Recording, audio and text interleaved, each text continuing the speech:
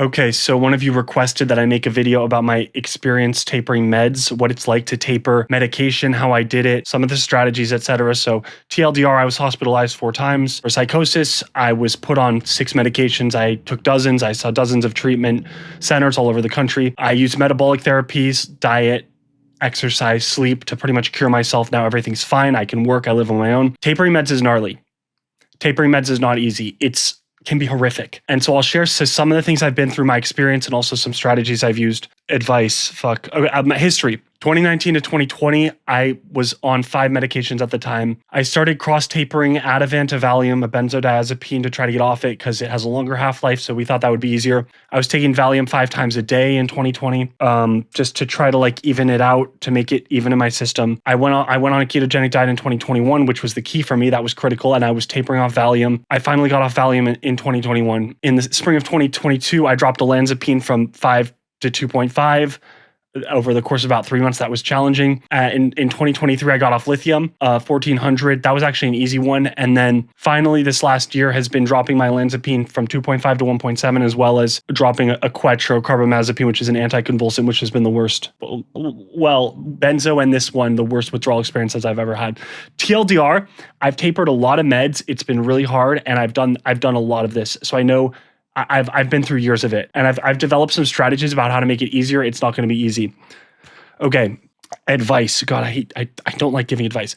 Number 1, understand potential withdrawal before you go on these meds. Like if you're already on meds, I'm sorry. If you're already on meds and you want to get off them, it might be tough. It might be. I'm sorry, you're where you are. If you're not on these meds yet, understand. People go on SSRIs and antipsychotics and these medications. When they try to get off them, many people, and I've heard this story anecdotally, I've seen it many times, have horrific withdrawal that's much worse than any of the original symptoms that they had. People have horrific withdrawal when they come off these meds. And of course, the doctors don't tell us that. So if you're not on any of these meds yet and you're thinking about it, just keep that in mind. Keep that in mind that if you go on an SSRI and you try to come off it, you might have debilitating withdrawal. Doctors don't tell us that because doctors don't deprescribe. I can talk more about that later, but yeah, that's the unfortunate reality. Number 2, if you can get stable before you taper, that's good. So ideally you would be on meds, you would start keto, and you would like figure it out. So you would figure out all these strategies, sleep, diet, exercise. Just get stable on a ketogenic diet before you start to taper meds. I think that's important, just to be at some baseline, because like dropping the meds can mess with your mood, bro. It can change things. I mean, that's changing the chemistry of what's going in your body a lot. So if possible, just get stable before you do it. Okay. Recognize withdrawal versus relapse. So symptoms are one thing. So for me, I know what manic symptoms look like, or hypomanic symptoms. It's me not sleeping enough. It's me getting many nights without sleeping, spending a lot of money on stuff, pressured speech, classic manic symptoms. So I kind of am really familiar with what those are at this point. I know what symptoms are, and I track my sleep, and I'm like really careful about it. Withdrawal is different. Like the symptoms of withdrawal for me are different from hypomania or depression. They're more acute. They come and go. I'm able to pick them apart now, so I know the difference. But yeah, I would say you could even write down like the symptoms you have in your illness. So like your bipolar, schizophrenia, illness, whatever it is. And then as you start to taper meds, if you have withdrawal from the meds, you'll understand that these symptoms you're experiencing from the withdrawal are different from the original symptoms of your illness. My brain's kind of scattered today. Doctors don't know. They'll tell you symptoms are coming back. This one's tricky because a lot of doctors, like when you start to taper the meds, they'll tell you, oh, your symptoms are coming back. Like that's what this is. So the meds were keeping you stable, and now you're coming off the meds, your symptoms are returning. A lot of them don't understand that actually that's just withdrawal from medication. So there's a difference between the withdrawal from medication, so some of the acute symptoms that might happen when you go off meds, and like symptoms of mental illness, bipolar, schizophrenia, schizoaffective depression, traditional mental illnesses. So your doctor might tell you like your symptoms are coming back, we need to go back up on the meds. It's hard like to tell your doctor like, hey, I think these are withdrawal symptoms. I would say fight for what you know to be true. I don't know. Sometimes your doctor might be right. Like you might be getting manic because you're coming off the meds. So like it's really hard. It's really hard to tease apart. But I would say generally, like if you know what your symptoms are for mental illness, and you know that you typically don't sleep when you're manic, but you're like sleeping, or your speech isn't pressured, or you're fine, that would be a sign that like you're having withdrawal symptoms as opposed to typical mental illness or mania. Number 5, prepare for weird symptoms. Do not underestimate the horror that can be medication withdrawal. Like, sorry for the bitter black pill, but like, if you are going to taper psych meds, this could be very, very hard. Don't assume it's going to be hard, I guess, before you do it, but like, this could be very challenging. I don't want to understate how horrific and debilitating psych med withdrawal can be for many, many people. So, I mean, my own symptoms: irritability, anxiety, insomnia, neuroemotions. There's this neuroemotions is this weird withdrawal effect that I get where like psychological problems in my brain become magnified because of the withdrawal and start to become 10 times more difficult and insurmountable because I'm going through the withdrawal. So it just amplifies my perception of how difficult psychological problems in my life seem. That's a weird one. And like, I thought it was only me, but I finally read about it on X that someone else was getting this neuroemotions thing. You might have insomnia. Like, it can be really, really bad. So just prepare, and like, it might be really, really hard.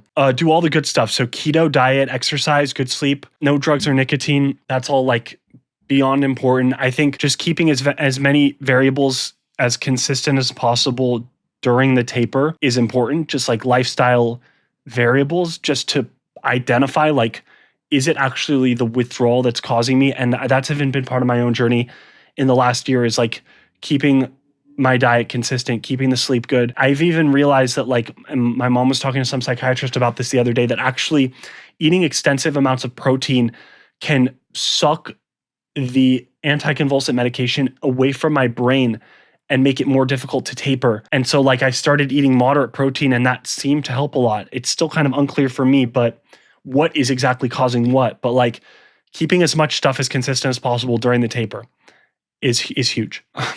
This is kind of a tricky like video to make, because like, this has just been so hard on me the last year. Okay. Taper strategies. Yeah. Taper slowly, especially if it's a new medication that you have not tapered before. Like, I always taper slowly, especially at the beginning. Like, just the first dose should be low drop. Just watch out for any like difficult, weird symptoms coming up. Drop it a tiny bit, get stable, like wait enough time to ensure that there are no weird withdrawal symptoms coming up, and then taper again after that. Taper even more slowly towards the end. So the end of the taper can be more difficult, because like, this is when you have the last little bits of the medication in your system. So that is where the taper should be at its slowest. And then the last thing I'll say about this is taper by percentage. So dropping from a 50 milligram dose to a 45 milligram dose is a 10% drop. Dropping from a 1 milligram dose to a 0.9 milligram dose is a 10% drop. So even though the former drop is 5 milligrams and the latter is 0.1 milligrams, they're both 5% relative to the original amount, or 10% relative to the original amount. So I think thinking about tapering medication in terms of the percentage of total medication in my system that I'm tapering, rather than like the total actual net amount of medication, is useful. A 1 milligram drop off a 50 milligram dose is only 2 milligrams. A 1 milligram dose off a 2 milligram dose is 50%. So just to think about things a little bit differently, thinking about how the same total medication drop in terms of amount of medication can be a different total percentile change from the drop, depending on where you're at and how much total medication you're taking. Okay, I can explain that more if necessary. Watch it a couple times. And then go back up if you need to. Like, if I had to do this recently with my Equetro drop, where like, I've had 7 months of just debilitating insomnia, irritability, neuroemotions, weirdness, just crazy symptoms from this Equetro carbamazepine taper, because we went too fast without trying to drop a tiny bit first off the original dose. Like, this is something I just learned this year. So I had to go back up a tiny bit. Like, I had to go back up a little bit, and that seemed to help a lot as well recently. Have a higher purpose. Yeah, bro.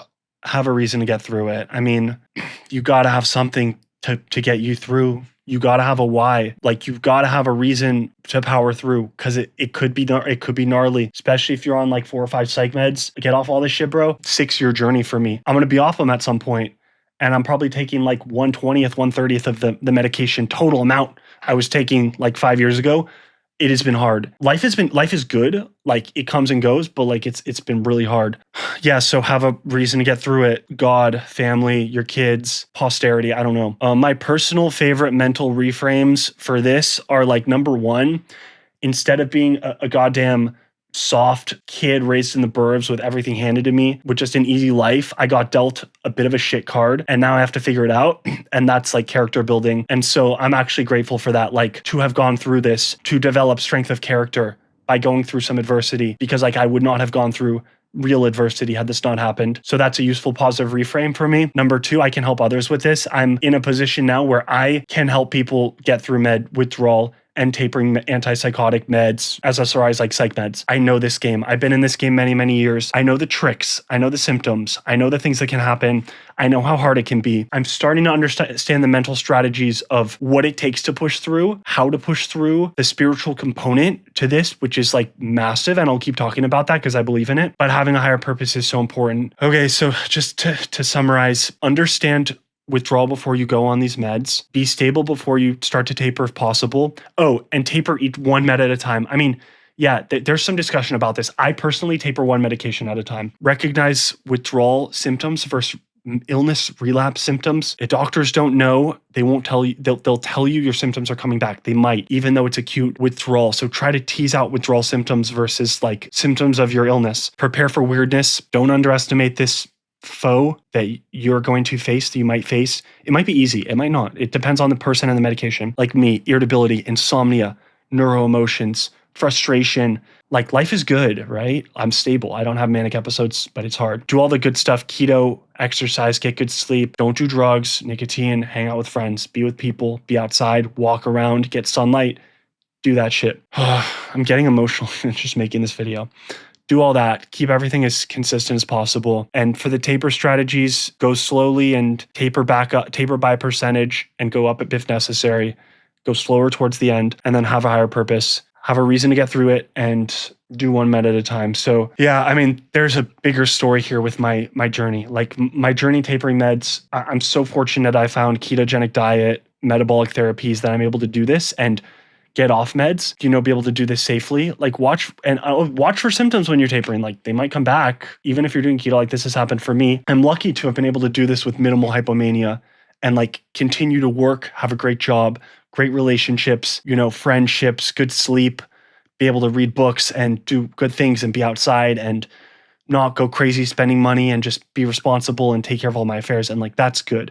But it hasn't been easy. So yeah, more fits on the way, guys. I mean, I'm in a mood because like this has been on and off for a few months. I had a little bit of withdrawal this morning. It's been on and off, right? It's not easy, but I think it's important to share the tough stuff, just so you guys know, like this is real. Like this is still for me. I still deal with this shit, right? Even like 4 years into keto, 6 years into tapering, like I'm still trying to get off them. It's kind of sick that they didn't tell me like I was gonna spend years of my life having to do this. No one told me. No one told me that this was going to be so hard. And now I'm just on these meds and I got to deal with it. Anyways, peace.